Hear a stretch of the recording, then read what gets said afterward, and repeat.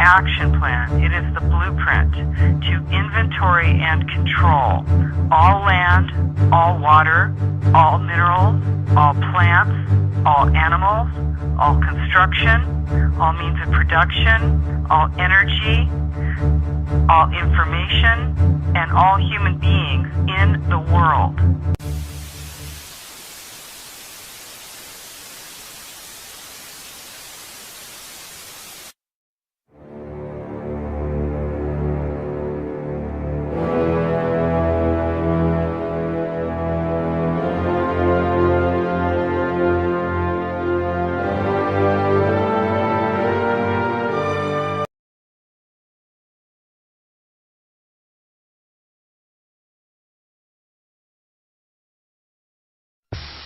Last 8 years, Dan Duvall has run a sober living center for about 30 homeless people on his 72-acre ranch. In California, a 66-year-old man was jailed Monday after being accused of illegally housing homeless people on his ranch in San Luis Obispo. Would you like to see all the executive orders that have been put into place to take over our nation, to have complete control over us? To take away our rights, round us up, and put us where they want us? Here we go. Executive Order 10990 allows the government to take over all modes of transportation and control of all highways and seaports. Executive Order 10995 allows the government to seize and control the communication media. Executive Order 10997 allows the government to take over all electrical power, gas, petroleum, fuels, and minerals. Executive Order 10998 allows the government to seize all means of transportation, including personal cars, trucks, or vehicles of any kind, and total control over highways, seaports, and waterways. Executive Order 10999 allows the government to take over all food resources and farms. Executive Order 11000 allows the government to mobilize civilians into work brigades under government supervision. Executive Order 11001 allows the government to take over all health, education, and welfare functions. Executive Order 11002 designates the Postmaster General to operate a national registration of all persons. Executive Order 11003 allows the government to take over all airports and aircraft, including commercial aircraft. Executive Order 11004 allows a Housing and Finance Authority to relocate communities, build new housing with public funds, designate areas to be abandoned, and establish new locations for populations. Executive Order 11005 allows the government to take over railroads, inland waterways, and public storage facilities. Executive Order 11051 specifies the responsibility of the Office of Emergency Planning and gives authorization to put all executive orders into effect in times of increased international tensions and economic or financial crisis. Executive Order 11310 grants authority to the Department of Justice to enforce the plans set out in executive orders, to institute industrial support, to establish judicial and legislative liaison, to control all aliens, to operate penal and correctional institutions, and to advise and assist the President.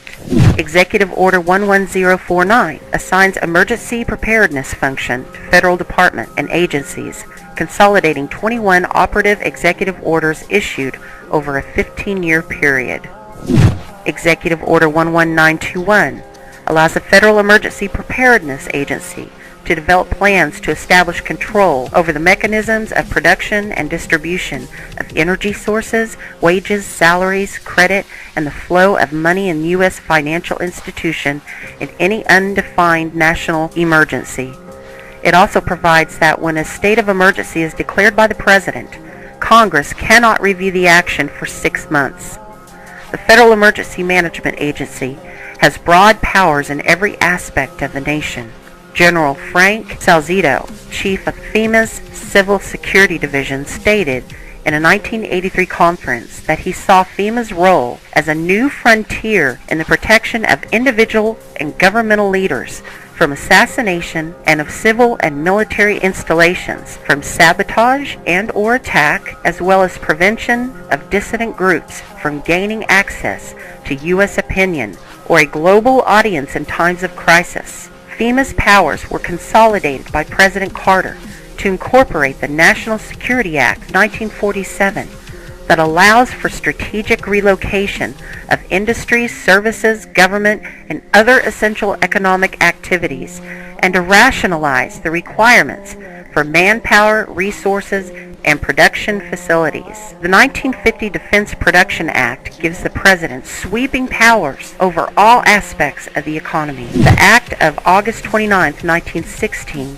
authorizes the security of the Army in time of war to take possession of any transportation system from transporting troops, material, or any other purpose related to the emergency. The International Emergency Economic Powers Act enables the President to seize the property of a foreign country or national. These powers were transferred to FEMA in a sweeping consolidation in 1979. The Trans-Texas Corridor is a vital part because we stop it here in Texas. We stop the New World Order right here in Texas. This thing started here.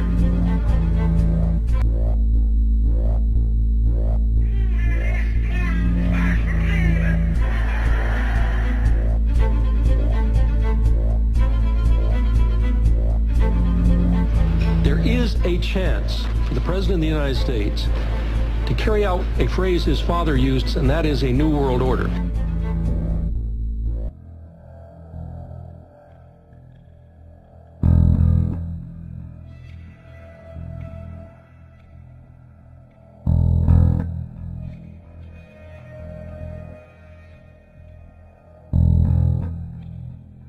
I appeared before the Congressional Committee to tell what I knew of activities which might lead to an attempt to set up a fascist dictatorship. The potential for the disastrous rise of misplaced power exists and will persist. The very word secrecy is repugnant in a free and open society. And we are, as a people, inherently and historically opposed to secret societies, to secret oaths, and to secret proceedings. President Bush signed a formal agreement that will end the United States as we know it, and he took the step without approval from either the U.S. Congress or the people of the United States. The secret organizations of the world power elite are no longer secret. It's known as the Bilderberg Group. Could their objective be world domination? I'm Jim Tucker. I've chased Bilderberg for 30 years. I'll never give up the chase. Bilderberg plan for the whole world is nothing less than world government. I'm not comfortable with that at all. Who elected these guys to run the planet? They are the elitists. They feel they should run the world for their own selfish interests. Now we can see a new world coming into view. A world in which there is the very real prospect of a new world order. Bilderberg is making great progress toward a world government, and only an educated, informed public can stop them in their tracks. It's good to be back at the Council on Foreign Relations. As Pete mentioned, I've been a member for a long time and was actually a director for some period of time. I never mentioned that when I was campaigning for re-election back home in Wyoming. Let us never tolerate outrageous conspiracy theories. Everything is set into place, in which every human being on planet Earth is ultimately responsible to policies that are being formulated at the international level. It is a big idea, a new world order.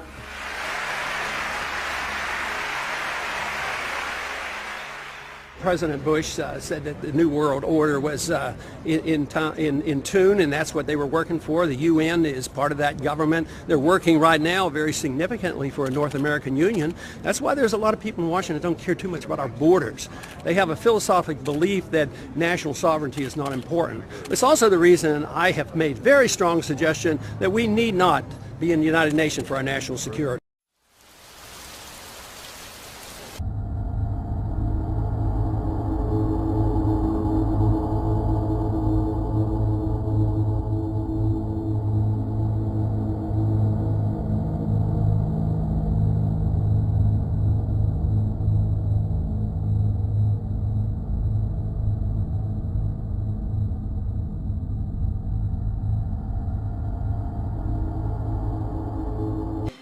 in terms of watching emerging nations trying to figure out where they fit and how we fit relative to them and so on.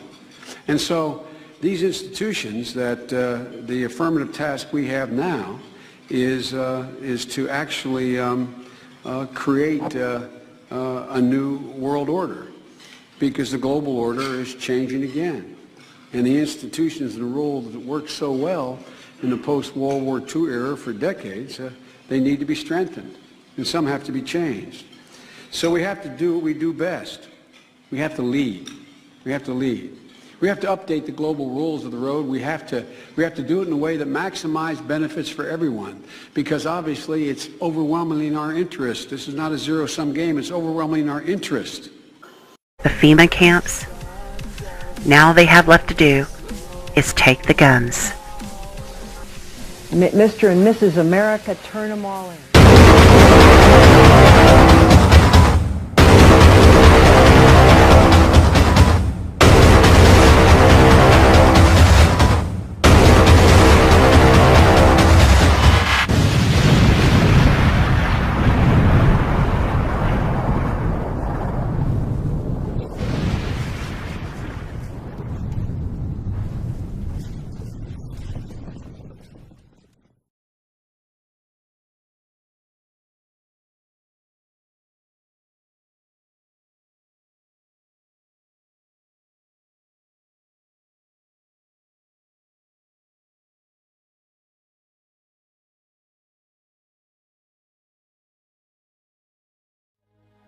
Painful in the extreme is the mandate of our expulsion. I ask you in the name of justice for a repose for myself and my injured people. Let us alone.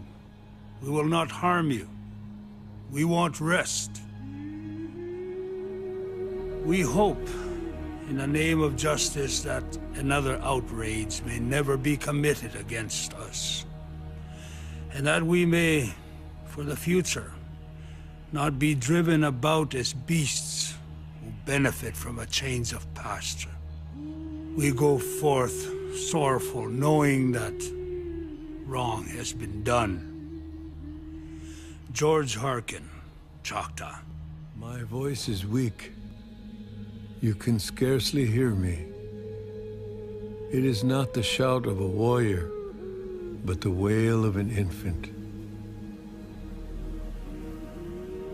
I have lost it in mourning over the misfortunes of my people. Their tears came in the raindrops, and their voices in the wailing winds. Our land was taken away. Colonel Webb, Choctaw. The way I feel is there is a wound in our hearts, and that was a wound in our ancestors' heart, and that wound will never be healed. And that I feel like that whatever they do for us will never pay up. Last night I saw the sun set for the last time, and its light shine upon the treetops, and the land, and the water that I am never to look upon again. Minoa Creek.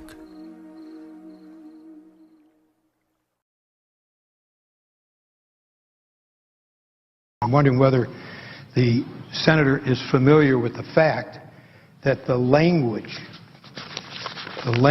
which precluded the application of Section 1031 to American citizens was in the bill that we originally approved in the Armed Services Committee, and the administration asked us to remove the language which says that U.S. citizens and lawful residents would not be subject to this section. Is the senator familiar with the fact that it was the administration that asked us to remove the very language which we had in the bill which passed the committee, and that we removed it at the request of the administration, that would have said that this determination would not apply to U.S. citizens and lawful residents. I'm just wondering, is the senator familiar with the fact that it was the administration which asked us to remove the very language, the absence of which is now objected to by the senator from Illinois? I'm familiar now because the senator from Michigan has shared that fact. And when they say, I want my lawyer, you tell them, shut up. Your time